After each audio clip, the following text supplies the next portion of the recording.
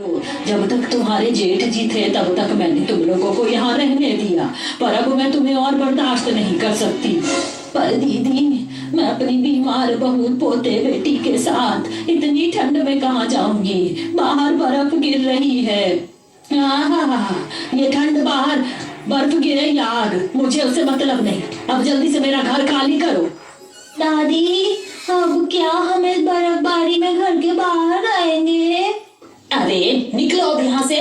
सीता की धक्का देने पर आशा के पैरों में गहरी चोट लग जाती है और बेचारी आशा अपने पूरे परिवार के साथ कांपते हुए घर के बाहर जाती है। माँ, मुझे बहुत डर लग रही है, कुछ करो नहीं तो मैं यहीं मर जाऊंगी। ले बेटा, तू मेरा शॉल ओढ़ ले और मेरा ये फटा हुआ स्वेटर ले लो। क्या पता ये सब पहनने से आपको थोड़ी गर्माहट मिले। इतना बोलकर दीपा और आशा अपना शॉल और स्वेटर करिश्मा को दे देती है और अपने पूरे परिवार के साथ थोड़ी और आगे जाती है, पर उन्हें रहने के लिए कहीं भी जगह नहीं मिलती। तभी आशा की नजर रास्ते पर जमे बर्फ पर पड़ती है, जहाँ कुछ औरतें रास्ता साफ करने का काम कर रही थी। बहू, आगे तो रास्ता बंद है और सारे वर्कर मिलकर रास्ता साफ कर रहे हैं। अब हम इस ठंड में कहाँ जाएं? माँ, मुझे तो बहुत भूख लग रही है, आगे जाने का रास्ता नहीं है, तो कुछ खाने के लिए ही दे दो। माँ जी, हमारे पास ना तो खाने के लिए पैसे हैं और ना ही रहने के लिए घर। इन्हीं लोगों की तरह रास्ते से बर्फ हटाने का काम करना होगा ताकि कुछ पैसे मिल सके और उस पैसे से हम करिश्मा के लिए दवाई और कुछ खाने को ले सके। इतना बोलकर दीपा दुधमुही बच्ची को कमर पर बांधकर राजू और करिश्मा को एक जगह पर बिठा देती है और खुद दोनों सास बहू मालिक से बात करके रास्ते से बर्फ हटाने लगती है। देखते देखते शाम हो जाती है और राजू अपनी माँ के पास आकर खड़ा हो जाता है, जहाँ वो बताता है कि दादी के पैर से खून निकल रहा है। दीपा बच्ची को राजू के हवाले करती है। दीपा और आशा अपनी बेबसी पर रो रही थी, वहीं तभी मालिक आता है और उन दोनों पर चिल्लाने लगता है। अरे तुम दोनों सास बहू से तो बातें करती रहोगी क्या? आधे घंटे में रास्ता साफ हो जाना चाहिए, नहीं तो पैसे नहीं मिलेंगे। मालिक, आधे घंटे में रास्ता साफ हो जाएगा। इस तरह आशा और दीपा बिना अपनी परवाह करे ठंड में कांपते हुए रास्ता साफ करती हैं और कुछ देर बाद मालिक सभी कर्मचारी के साथ दोनों सास बहू को भी पैसे देता है। इसके बाद दीपा उन पैसों से खाने का कुछ सामान और करिश्मा की दवाई लेकर आती है और पूरा परिवार आग जलाकर बैठ जाता है। माँ जी, ठंड तो बढ़ती ही जा रही है। आज तो हमने खाने का जुगाड़ कर लिया, पर हम इस बर्फ में कैसे रहेंगे? हमारे पास तो स्वेटर और शॉल भी नहीं है। दीदी ने हमारे साथ सही नहीं किया। भाभी, जब हमारे पास घर था तो आप किस तरह से कोई ना कोई जुगाड़ करती थी ताकि हम 2 पैसे बचा सके, पर आज तो हमारे पास घर ही नहीं है। करिश्मा की बात सुनकर दीपा को कुछ पुरानी बातें याद आती है, जब वो अपने पुराने घर में पुराने कपड़े बर्तन सामान से जुगाड़ किया करती थी।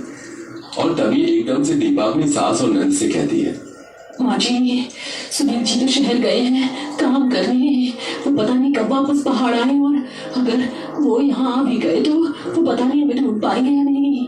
इसलिए हम सुनील जी के भरोसे नहीं रह सकते। अब हमें जुगाड़ करके सबसे पहले अपना घर बनाना होगा। भाभी, छोटी मोटी चीज का जुगाड़ करना आसान है, पर घर का जुगाड़ कैसे करोगे आप? जंगल की लकड़ियों से, वैसे भी अब पहाड़ी लोग लकड़ी के घर बनाकर ही तो रहते हैं। इतना बोलकर दीपा अपनी सास के साथ जंगल जाती है और वहां से बहुत सारी लकड़ियां लेकर आती है और इस काम में राजू भी अपनी माँ और दादी का साथ देता है। जिसके बाद सारी रात और पूरे दिन मेहनत करके दीपा पहाड़ के कोने पर, जहाँ कोई आता जाता नहीं, वहां पर लकड़ी का घर बनाती है।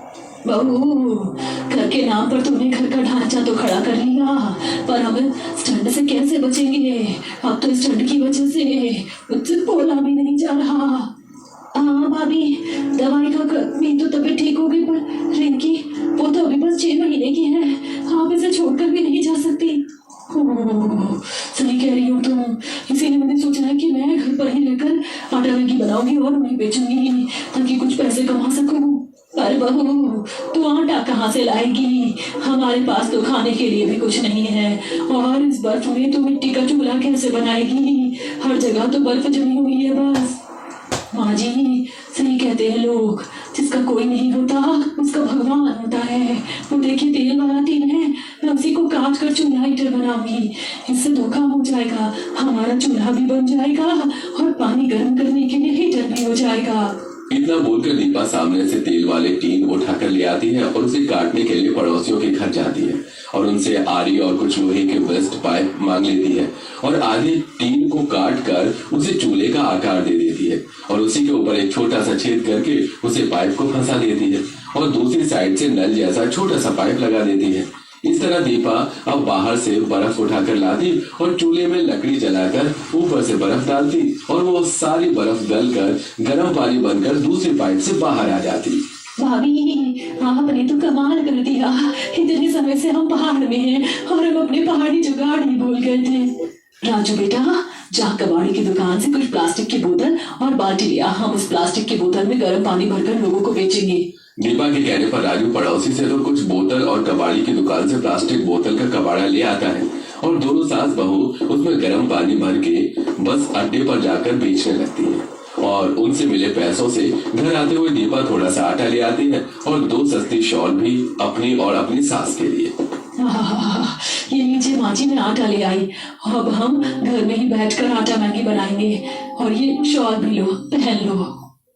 भाभी आप आटा मैगी बाद में बनाना, पहले आप रिंकी को संभालो, बहुत देर से रो रही है। हाँ बहू, तो रिंकी को चुप करा जब तक मैं खेत से किसी से सेब का पौधा मांग के लाती हूँ। सोच रही हूँ घर के बाहर 1-2 पेड़ तो हो ही, एक छोटा सा सेब का पेड़ भी लगा ही देती हूँ। इतना बोलकर थरथराती कांपती हुई आशा घर से बाहर निकलने ही लगती है कि तभी उसे जानवरों की आवाज आती है। बहू, लगता है इस ठंड में जंगल से जानवर बाहर आ गए हैं। हमारे घर का तो दरवाजा भी नहीं लगता, कहीं ना जानवर अंदर ना आ जाएं। माँ जी, आप 2 मशाल जलाकर बाहर रख दो, कोई जानवर पास नहीं आएगा जब तक मैं जानवरों को भगाने का जुगाड़ सोचती हूँ। दीपा के कहने पर आशा बिल्कुल ऐसा ही करती है और उसकी नजर एक छोटे से टीन के डब्बे पर पड़ती है, जिसे देख एक बार फिर दीपा के दिमाग में एक आइडिया आता है और वो टीन के डिब्बे में छोटे छोटे लकड़ी और कोयला भर देती है और एक कट्टे को लेकर उसके ऊपर और नीचे डंडा फंसा देती है और उस टीन के डिब्बे को पेड़ से बांधकर लटका देती है और नीचे की तरफ से उस बोरी को टीन से बांध देती है। अब जब जब हवा चलती है वो टीन का डिब्बा डमरू की तरह बजता है, जिस वजह से जानवर उसके घर के आसपास नहीं आते। माँ, ये तो आपने बहुत अच्छा जुगाड़ किया। अब जानवरों का कोई खतरा नहीं होगा। लगता है ये मैगी भी बनकर तैयार हो गई है। आप घर में रहो, मैं दादी के साथ ये मैगी बेच कर आता हूँ। माँ जी, मैगी का सारा सामान ऊपर तो ले जा सकती हैं, पर आप पहाड़ से नीचे कैसे लेकर आओगे? और बर्फ भी बहुत ज्यादा है। अगर राजू का या किसी का पैर फिसल गया तो वैसे भी आए दिन कोई ना कोई खबर आती रहती है, इसलिए आप थोड़ी देर रुकिए, मैं कुछ करती हूँ।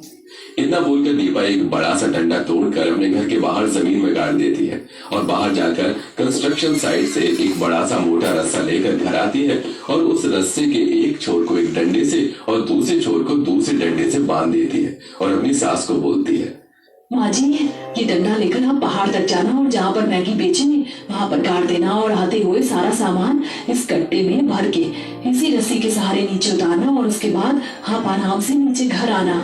इस तरह दीपा धीरे धीरे करके नई नई जुगाड़ सोचती है और रोजगार भी करती है। बहुत जल्द उनकी मैगी पूरे पहाड़ों में फेमस हो जाती है और वो बड़ी आसानी से पहाड़ों पर अपने परिवार के साथ रहती है और बहुत जल्द अपने परिवार को ढूंढते हुए सुनील भी वहां आ जाता है।